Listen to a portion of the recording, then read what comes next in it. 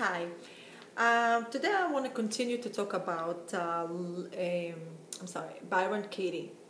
She wrote a book, Loving What Is.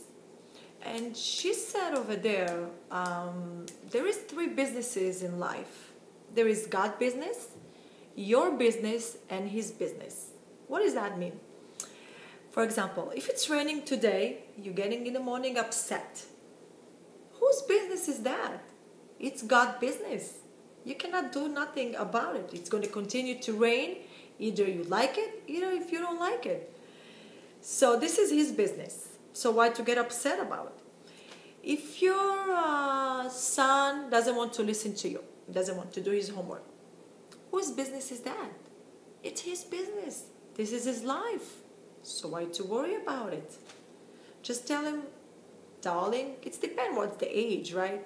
But if it's like 14, 15, 16, this is his business, not yours. Even if you are his mother, you want to help him to be a better student. But if he really, really doesn't want to do it, so it's his business. This is his life. He will realize when it's time come by.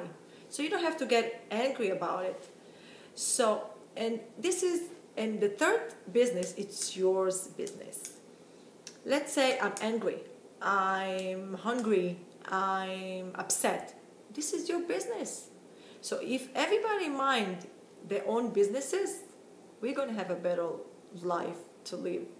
And people like to talk about people. She bought this, he bought that. What do you care? It's not your business. Why do you spend energy on it? Just focus on what is your business and your life will be better. Trust me on that. Have a good day.